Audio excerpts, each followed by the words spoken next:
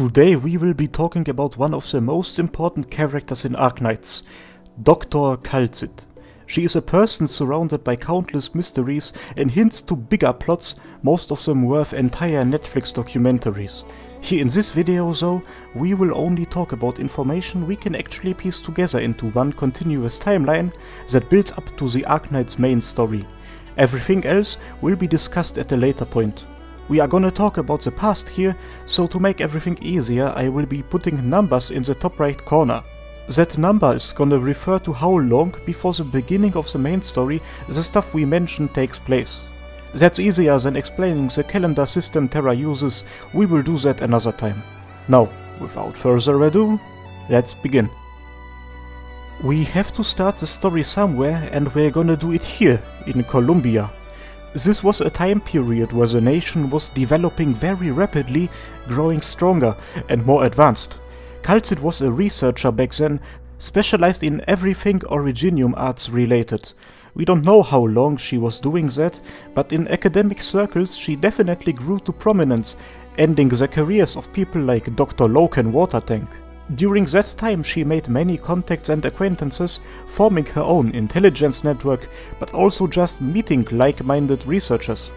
One of those was a man called Professor Toron, a wither who made a career in Columbia, becoming the head researcher of the Blaine Formative Technologies Research Institute, based in the city of Toronto.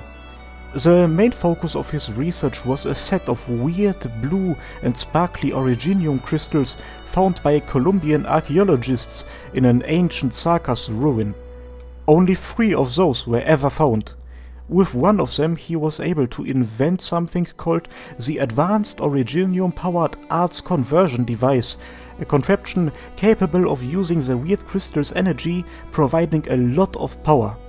However, and Kal tsit was aware of that, you can not only use that machine to power cities and regions, but also to destroy them. If used correctly, the science behind it can literally be used to create an Originium nuke. Sadly, the people who financed Thorn's research were not only completely aware of that Originium nuke was actually what they wanted to use his invention for. You see, the majority of the Blaine Institute's shareholders were high-ranking members of the Colombian military. The elites of Columbia were divided over how the country should behave. The military wanted to forcefully expand. They have set their eyes on Sargon, an ancient empire, mostly very backwards from their perspective, but nonetheless filled with riches. It wasn't a war the military wanted, at least not one in which they would participate themselves. Instead, they wanted to arm and support a local Lord Amir, a nobleman, specifically one controlling parts of the Ibut region, which lies in the heart of Sargon, and cause a civil war that they could exploit. Kal tsit warned Thorn about the fact that they were trying to use his research to do something evil, but he ignored her, most likely because he just didn't want to accept it. Although he was aware of everything, he still followed the plans the shareholders had for him. If the military wants to get top-secret technologies into a place like Sargon, they would have to disguise it properly. So, they created an organization called the Sand Soldiers, made up of around 100 people, mostly researchers, Professor Toron among them, with a few security personnel. They then went into the Ibut region officially as tech support. There, they were supposed to give a sample of the weird crystal to the Lord Amir conspiring with the Colombian military. But there were groups among Colombia's elites who didn't agree with the course the military wanted to take the country. The Bureau of Alcohol, Tobacco, Arts Units and Originium made the decision to stop their plan. Not out of the goodness of their heart, of course, they just had the opinion that a civil war in the center of Sargon would be bad for business. So they hired the Westin Security Company, a mercenary company, to go and find the Sand Soldiers, retrieve the crystal sample and return. And what a coincidence, the Advanced Ops Advisor and Arts Advisor of the unit chosen to conduct that mission was none other than Kal tsit. It was necessary to explain that full conspiracy, believe me. Kal tsit went to Sargon together with the mercenaries of the Westin Company. They located the Sand Soldiers in a town called Redhorn. However, it was a disaster. Because a band of mercenaries had found them first. The sample was stored in a small silver box and the mercs had the order to retrieve it at any cost. It was a massacre. They killed anyone they came across. Sand soldiers, civilians, it didn't matter. The only Sand Soldiers member who survived this onslaught was a young library prodigy called Elliot, who was personally chosen by Professor Toron to be his assistant and naturally accompanied him on his mission to Sargon. Now here in Redhorn, he was running from the attackers, carrying both the sample box and the lifeless body of the professor. Eventually, he was found by one of them. Elliot would have been dead if it hadn't been for Kaltsit and her partner, Monster, who arrived last minute and saved him. She took him with her and they met up with the rest of the Westin guys who have infiltrated the town. They all mounted the truck they arrived in and drove away. After some time of driving, the truck suddenly stopped working. Earlier this day it was functioning normally, and just as the truck breaks down, another squad of the Westin company opens fire at them. It's clear that those must have sabotaged their vehicle. The group barely managed to escape and went into hiding in a nearby cave. Kaltsit knew that there would be traitors inside the company. After all, they were trying to stop the plans of Columbia's military. It's obvious that military spies would try to bribe some of the Western mercs in order to work with them. That's how complicated the whole conspiracy is. But it gets even better. The squad leader of the mercenaries was given the secret order to kill Kaltsit while on the mission by the company's chief of business himself. Somehow, Kaltsit was aware of even that and didn't blame the man. Instead, she talked to him, offered him to help him and his brothers in arms. After all, the company sold them out, their home country's military was after them, and as a merc, you get a job everywhere, so why return?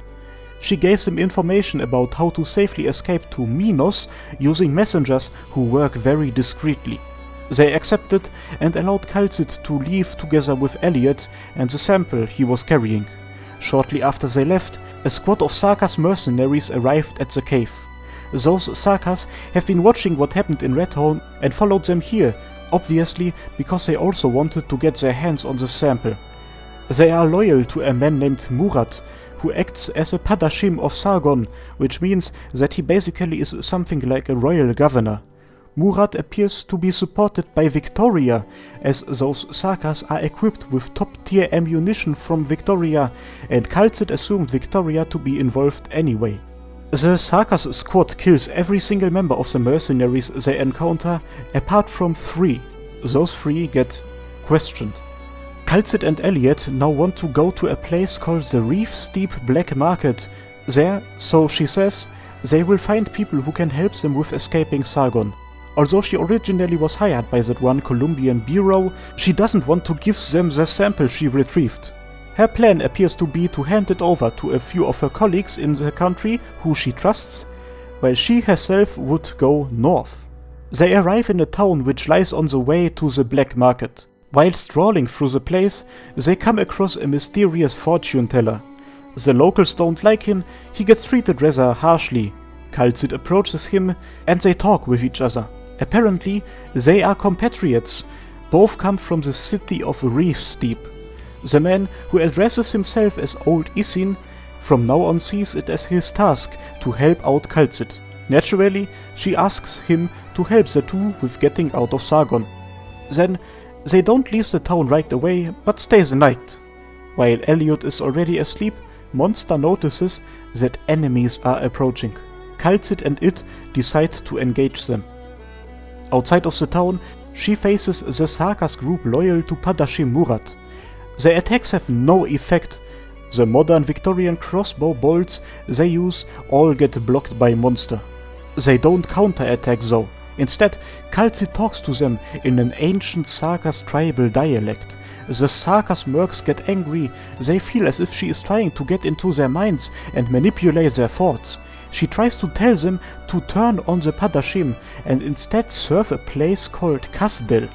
We of course know Kazdel as the home of the Sarkas, but the mercs appear to only ever have heard that name in fairy tales. They say that they have been born in Sargon and never left it, and that their loyalty to Padashim Murat knows no borders. Seeing that her words have no effect, Kaltsit orders Monster to attack. She wins, completely overwhelming them. However, while standing there between the dead and dying Sarkas, she expresses nothing but pity for their fate. She speaks to the one guy barely able to talk, tells him how she is genuinely sad about the fact that he could have been a Sarkas warrior and not a nameless mercenary. Elliot and Isin arrive where the fight took place. By now, it's the next morning. They start walking towards the Reef Steve Black Market. Having had to fight with people of pretty much every faction involved in the Ibut region, Kaltsit knows that they have to be very careful. After a while, they arrive in the town where the black market is located. It is hustling and bustling, and old Isin quickly manages to organize a suitable vehicle and escape route using a small portion of the massive treasure he has been hoarding in the town for a very long time as a payment to those involved. It is here where Elliot and Kaltsit have a very momentous moment with each other. They discuss the device Professor Thoron created and the importance of the sample he is carrying. She is finally crushing his illusion of the whole situation by making it clear to him that his mentor knew about the consequences of his research all along and still went through with it. Elliot completely snaps and throws the crystal on the floor, breaking it.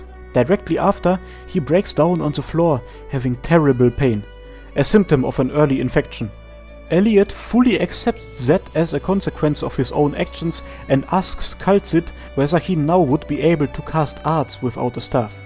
A while later, when they were ready to leave the Reef Steve Black Market, Elliot made a decision.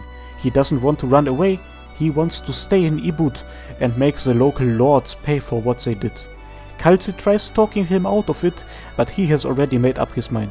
As a final request, Kaltsit asks old Isin to look after Elliot, maybe help him out a bit. He of course accepted her request. Elliot actually went through with his plan and became the most powerful man in the region. Later, he would join Rhodes Island under the code name Passenger. Kaltsit left Sargon and she already knew for a while where she would go next. To a city called Chernobog in the Empire of Ursus. From her own sources she has heard of very interesting developments there. The city was ruled by a man called Count Boris, the head of the Boris Group, a conglomerate which has not only given Boris immense wealth, but also the title of Count. A mining company belonging to the group has made a discovery recently. They uncovered an ancient device called the Sarcophagus. Its origin was unknown, a device created by the gods, an ancient Sarkas ruin no one knew. But that didn't matter, because apparently the device was emitting energy. Boris was an ambitious man. He wanted Chernobog and his group to become as independent from Ursus's originium industry as possible, as it was pretty much completely controlled by the military. A device emitting energy from virtually nothing easily caught his attention. Something like that might really help him with his efforts. In Chernobog, he puts together a research institute consisting of many scientists who were well versed in originium related research, but marginalized by mainstream Ursus academia. Kaltsit also decided to join the institute. Being a brilliant scientist, she quickly turned into the head of the project and into somewhat of a mentor for the other researchers, to who she referred to as her students. The oldest one was called Sergei. He had two children called Misha and Alex, who we would later meet in the main story. Another one was called Ilya, a ginger vulpo, who had a daughter called Lyudmila, who we also meet in the main story. Also, Kaltsit had two students in a relationship with each other, their names being Lilia and Astrov. They had a daughter called Luisa, who much later would become the Rhodes Island operator Folinik. Two other students we don't know much about were Vampilov and Romanovich. Kaltsit was very proud of her students, as under her supervision they made huge discoveries related to the Sarcophagus and how it can be used. She allowed Count Boris to use a part of the device's energy as well. Because of that, Chernobog started to grow rapidly. Skyscrapers and new factories were built, the Boris group's reliance on originium sank by a lot, and many other smaller cities joined the group as well. On top of that, the Count was a good and righteous ruler. As time passed, the Institute made a massive discovery. Apparently, the energy provided by the Sarcophagus at the moment was only a fraction of how much it actually could emit. If fully used, it could, at least in Chernobog, make Originium obsolete. Thinking back on the incident with the crystal in Sargon, this should have been the moment where Kaltsit would put the research to a halt, as something like that had the potential to cause a lot of harm. However, blinded by how nice her students were and by the positivity they were emitting, she actually thought of the good impact their work could have and how it could lead everyone on a better path. She made the decision to allow them to continue their work. At first, her students were incredibly happy, so much energy could be used to do a lot of good. But of course, they quickly came to the realization that the chances of it being used to cause harm to others were gigantic, especially in a place like Ursus. They all became unsure on whether they should continue their work or not. Ilya straight up proposed the idea of sealing the sarcophagus away and telling Boris that it was actually impossible to continue working on it. They all agreed on following Ilya's plan. However, this decision was made way too late. The 4th Army of Ursus, a border army, was very annoyed by Chernobog's development and had caught wind of the role that the sarcophagus might play in the city's rise. They used the secret police to gather intel on every scientist involved and made the decision to strike the one who they deemed to be the weakest, Sergei.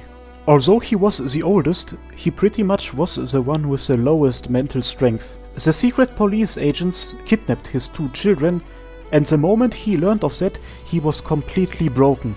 Contrary to the plans of everyone, he took the results of the Institute's research and went to Count Boris. Boris was in a horrible position. He was an entrepreneur who became a noble after being a successful businessman, which means that he has wealth and he knows how to use it in a smart way, yet he was far from being powerful enough to stand up to the Ursus military. He made the decision to only protect Sergei and allow the 4th Army to make their move. It was the last day of going to work for most of Kaltsit's students. One unit infiltrated the sarcophagus and opened fire on everyone there. Kaltsit was present for it. She saw the massacre happen. She saw all the young lads she cared about die in a horrible death and only barely managed to escape herself, leaving the city. The police managed to fully cover up what happened and made the public believe that everything was an accident. The victims' relatives who lived in Chernobog received both some money and were warned to not get involved any further. Sergei was made the head of a new research institute established by Boris and continued working on the sarcophagus. However, he was a broken man and would never produce any results worth mentioning. The energy the device was now emitting was just barely enough to power the Chernobog city core. This would be the only time Count Boris allowed Ursus soldiers into the city. The next time the 4th Army's messengers wanted to visit him, Chernobog's gates were closed. The 3rd Army made the decision to wage a small-scale war against him, staging countless of small attacks, however without any results. Boris was able to negotiate contracts which stated that no soldier would be stationed in Chernobog, but in the surrounding towns instead. After that, he continued to expand Chernobog's industrial region. The city would continue to grow into what we see in the beginning of the main story. The secret police was aware of the fact that the head of the institute they just massacred escaped Chernobog. However, in their search for her, they pretty much completely relied on technology which allowed Kaltsit to exploit the disadvantages that brought with it. Not being spotted by her pursuers, she fled into the Tundra. There, she would be hiding for the next couple of years, working as a doctor, providing medical services to the poor people living in this region. She said that it's just fulfilling her duty as a doctor, but it's weird how she has not just left Ursus and went to look for the next ruin or artifact to research on, or the next disaster to prevent. It seems like seeing the people she deeply cared about getting massacred actually took a toll on her, and in her own mind, she was the one responsible for everything that happened. One day, when she was helping out a sick villager somewhere in a village in the Tundra, the village gets an unexpected visitor. It's Lilia. As mentioned earlier, she was one of Kaltsit's students, however, she didn't go to the institute on that one fateful day, since she was taking care of the daughter she had together with Astrov, another one of the students. She had tried finding her mentor for a very clear purpose: revenge. She wants to take revenge. The moment she learned that her husband and her friends were murdered by the army, she started her preparations. Kaltsit knows exactly who her target is. Grand Duke Vanya, a 4th Army staff officer who may or may not have been the one to orchestrate the Sarcophagus massacre. Kaltsit is very much opposed to the idea. In her view, Lilia should rather strive towards giving her daughter a better future, not even speaking about the fact that Grand Duke Vanya, being the one responsible, is far from being confirmed. On top of that, the man is both incredibly old and incredibly sick, and it's only a question of time until he will pass away. But Lilia doesn't change her mind. She talks about how her daughter never even learned how to say Papa. Also, she has already made all the preparations. She knows his location, the Pine Valley Retreat, a sanatorium located far from any mobile city. By bribing one of the retreat's security employees, who according to her is a complete life failure, she has been able to make him believe that she is just an ambitious country girl trying to get close to the officers and nobles there by being an intern, and actually secured herself a job there. It appears that after some time, Lilia was able to convince Kaltsit. She accompanied her former student on her infiltration mission into the Pine Valley Retreat by posing as a maid. While Lilia is using her daughter's name there in order to stay incognito, Kaltsit is confident enough to just simply use the name Kaltsit. They both are fully aware of the fact that this is gonna be the last thing they will do in Ursus, at least for now. Afterwards, they will have to run away for sure. While they talk about that, Lilia makes yet another request to her former mentor. Once the whole thing is over, she wants Kaltsit to take care of her daughter Luisa for her and make sure that she wouldn't be caught up in any of this. One of the last things Astrov said before going to the institute for the final time was that he would love it if their daughter would end up becoming a doctor. Furthermore, Lilia also asks her to take care of Lyudmila, Ilya's daughter, as well, if it is possible. Their dialogue gets interrupted by one of the staff members calling Lilia, aka Dr. Luisa. While posing as a doctor in the retreat, she has to act like a doctor in a retreat. While doing that, she spots a face most Ursus are familiar with. Witte, the Imperial Minister of Finance, a rising star without a noteworthy background, one of the most trusted right hands the Emperor has, and a very strong supporter of his policies. Those of you who have read the epilogue of Chapter 8 will recognize him, as during the time of the main story, he has risen even higher and became the Prime Minister of Ursus. Him being here posed a huge risk to Lilia's and Kaltsit's plans. Assassinating a Grand Duke is dangerous enough of its own, but a member of the Imperial government getting caught up in it would be an absolute catastrophe. Nonetheless, they were filled with determination. A decision was made. The finance minister's presence should not stop them. Originally, Lilia was supposed to carry out the actual assassination. However, Kaltsit was the one of the two allowed to see Grand Duke Vanya. However, it was Kaltsit who out of the two was allowed to see Grand Duke Vanya. As she entered the balcony he was sitting on, the old man immediately knew that she was here to assassinate him. He made a few guesses to who might have sent her or hired her, apparently completely accepting of his fate. He even gives the guards on the corridor the order to not come in no matter what. After giving him a painless poison Kaltsit had prepared earlier, he asks her to keep him company until he passes away, which she does. They talk about Vanya's life, how he reflects on what he did, and some other things. Sadly, we do not get any confirmation on whether he was involved in the Institute massacre or not. After Vanya has left this world, Kaltsit leaves the room and meets up with Lilia. Together, they carefully make their way out of the retreat. After they have escaped, they talk to each other for one final time, discussing what's gonna happen next. Lilia escapes into Sami with help from the family of Vampilov, one of the other students. The first thing Kaltsit did after the Pine Valley Retreat assassination was to go to Chernobog in order to fulfill that other request Lilia had for her, taking care of both Luisa and Lyudmila. For Luisa, she brought her to a family of good, trustworthy people living in Chernobog and asked them to adopt her. She would then spend most of her life there. For Lyudmila, she brought her to Siracusa. The details of where and how the girl we would later come to know as Crown Slayer grew up do not exist. From Siracusa she then made her way into Victoria. The details of what directly happened after that are not that clear. Apparently, she became a Laterano cleric who resides in a monastery, but we cannot say for sure whether she actually became a cleric for the Laterano church or whether she has just pretended to be one in a very convincing manner. There in Victoria, she started to do work more similar to what we have seen before her time in Chernobog, establishing contacts, learning about power structure and conspiracies, and getting caught up in them. One of the most important people Kaltsit met was a man named Mr. Thompson, who either was the head of or an important figure within an already established intelligence relay network. What's important is that she would once again take on the role of a mentor for them, helping them with their business. Mr. Thompson would become one of her partners in Victoria. While doing stuff like that behind the scenes, Kaltsit kept up the image of being just a Laterano cleric alive and acted accordingly, building up somewhat of a good reputation with some of Victoria's nobles. One of them was Count Vincent, the lord ruling over the county of Toron, a region located near Victoria's borders.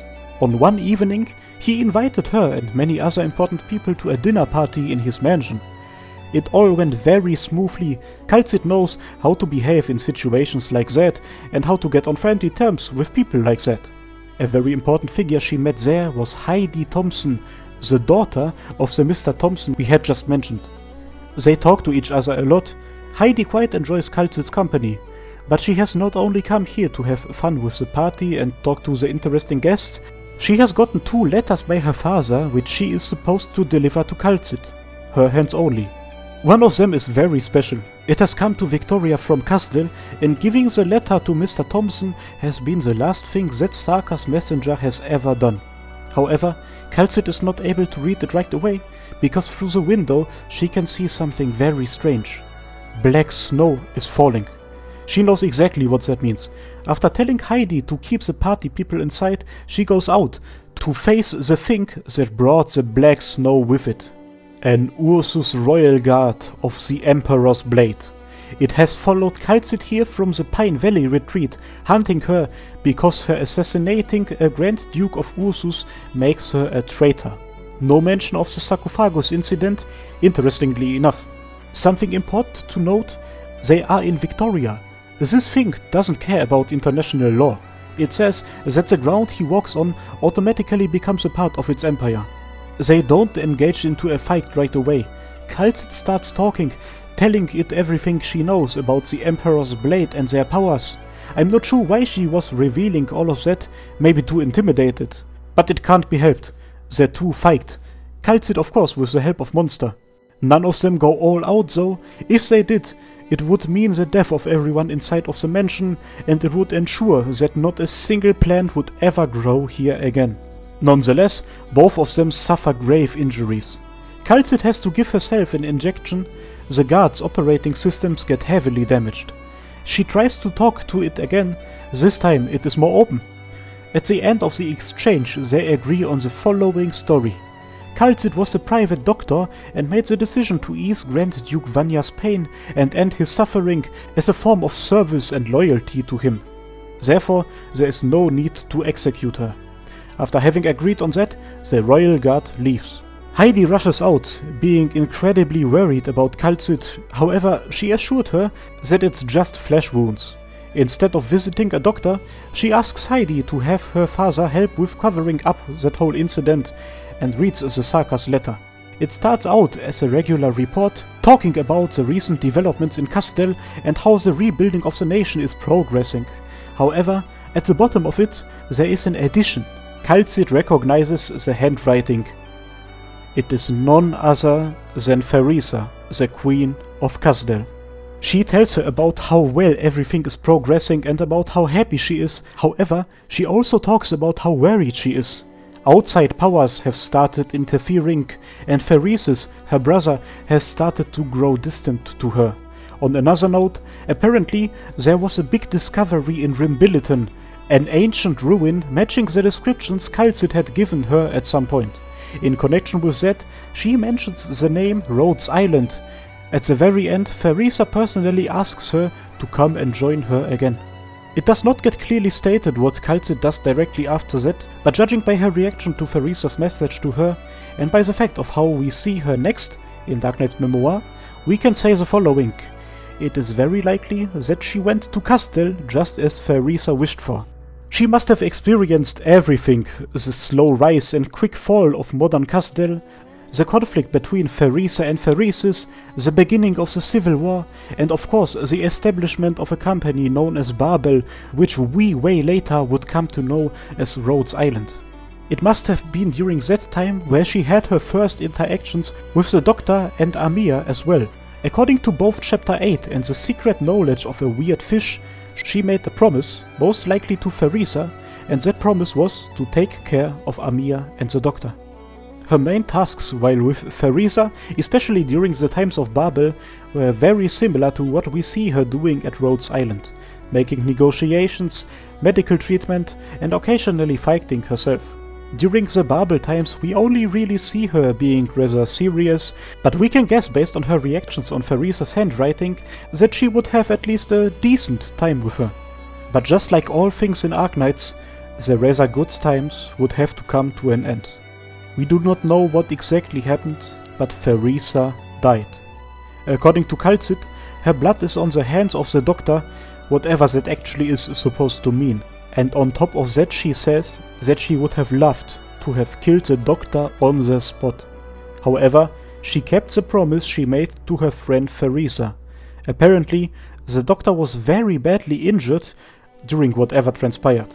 She took the body and brought it to the Sarcophagus in Chernobog. Back then, she had discovered that the device was able to heal the wounds of someone like the Doctor, whatever that means. She puts him in there and puts him into a cryostasis where he would remain until the main story. During that time, the Doctor would turn into you, the Doctor. The Doctor wasn't the only one she promised to protect.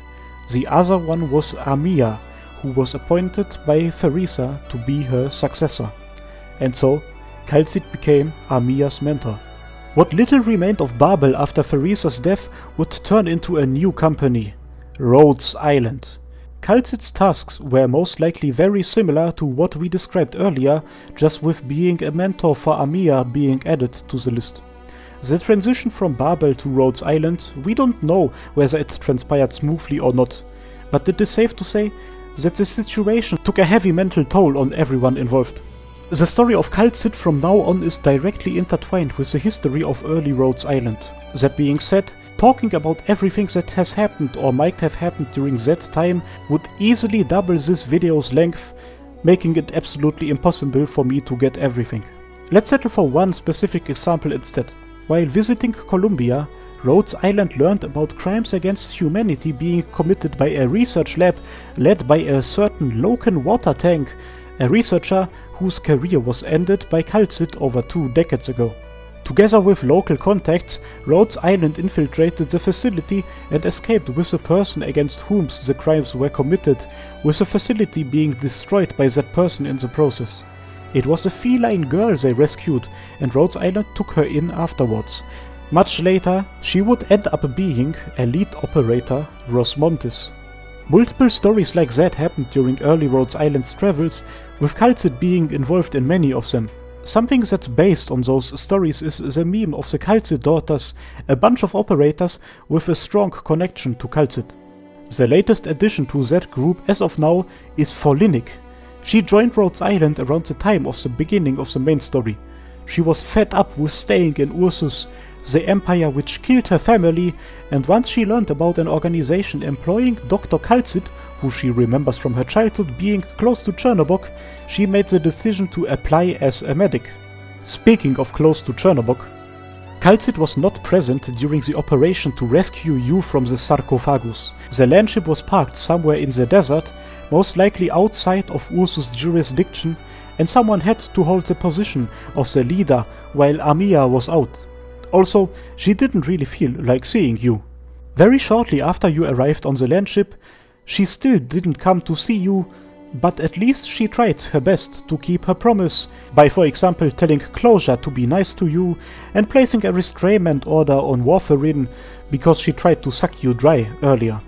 Her interaction with Closure is actually the last pre-main story thing we see of her. Shortly after helping out the vampire engineer with fixing a few broken lights, she leaves the landship in order to pay an official visit to the city of Lungmen. There, she was supposed to prepare the upcoming negotiations to form an alliance with the city's leadership. It was there where you would meet her for the first time and where you would initiate the next chapter of her life. None of these stories were fully focused on Kaltsit. Her story is her involvement in other people's stories. It's the fact that she is a bystander which turns her into one of Arknights' protagonists. She is a nomad after all, going from war to war, catastrophe to catastrophe, ancient ruin to ancient ruin. Completely justified passenger asks her how long she is going to stay at Rhodes Island. However, I don't think that's gonna become an issue. We might thank Theresa for that. Most likely, it's the promise Kaltsit gave to her which keeps her with us, at least partially. She always did what the people by her side asked her to do, no matter whether it's with assassinating a Grand Duke or with repairing broken lights. Even if it is against her own feelings, as can be seen how she treats the Doctor and later the Doctor. She has been traveling Terra for at least a few decades, fighting for what is good and what she believes in. And thanks to her always keeping her word, she will continue to do so for a very long time. At your side. And all of that makes her one of the, if not the, greatest characters in the entire game. Also, she is my waifu, and believe me, I don't use that word lightly. Ladies and gentlemen, thank you so much for getting here. This video was very long and took a ton of time to make. If you are already here, maybe consider subscribing to the channel, because A Walk in the Dust has just started and we still have a ton of Kaltsit related and non-Kaltsit related videos coming up. In the meantime, let me thank my lovely channel supporters and operators and my fantastic channel commanders. Azriel, Big Bob, Chris, Erwin Heckler, Heiligkeit, LWKY, Vritten and Zephyrinix. It's you guys who make stuff like that possible.